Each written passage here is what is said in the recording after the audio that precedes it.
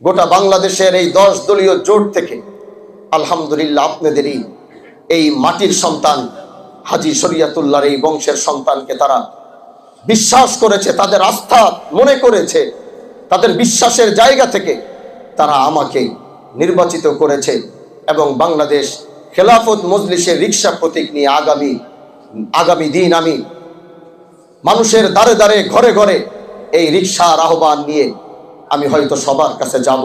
10 দলীয় জোটের মার্কা শিবচরে কি এই 10 দলীয় জোটের মার্কা এক এক আসনে এক একটা।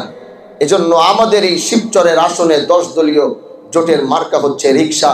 এটা এই বাড়ির এই গোটা শিবচরে কোনো ঘর যেন বাকি না থাকে, কোনো মা বোন যেন বাকি না থাকে, কোনো যুবক যেন বাকি না থাকে, কোনো মুরব্বী যেন বাকি না থাকে।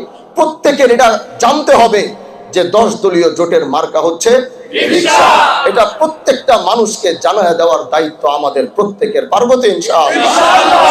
এজন্য আমাদের এই পদযাত্রা, আমাদের এই বিজয় শুধু আমাদের বিজয় হবে না।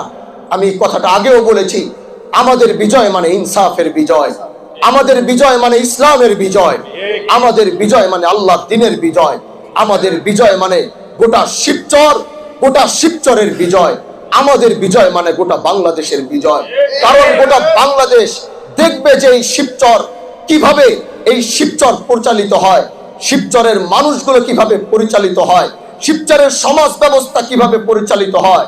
আমি বলেছি এখনো বলছি, আল্লাহ যদি আমাকে কবুল, এখনো সংসদ পর্যন্ত যাইনি, তার আগে আমি মাদকের বিরুদ্ধে আমি সংগ্রাম করেছি। কিন্তু যেদিন রাষ্ট্রীয় ক্ষমতা আমার কাছে থাকবে, আল্লাহর উপরে শপথ করে বলছি, সেদিন একটা মাদক বিক্রেতাও শিবচরে থাকতে পারবে না।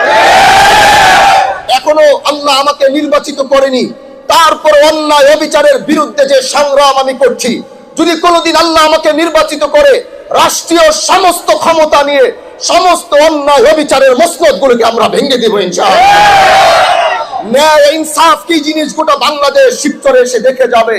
গোটা বাংলাদেশকে দাওয়াত দিব, আসো দেখে যাও হাজী শরীয়তুল্লাহর মাটিতে কিভাবে ইনসাফ পরিচালিত হয়, ইনসাফ অনুযায়ী বিচার হয়, ইনসাফ অনুযায়ী থানা চলে, ইনসাফ অনুযায়ী কোর্ট চলে, ইনসাফ অনুযায়ী বাজার ঘাট সবকিছু চলে। আসো তোমরা দেখে যাও। এরকম এক ইনসাফের শিবচর গড়া না পর্যন্ত আল্লাহ যেন আমাদেরকে দুনিয়া থেকে না নেয়, এই দোয়া আপনাদের কাছে করে গেলাম। আর আমার জন্য খাস করে দোয়া করবেন।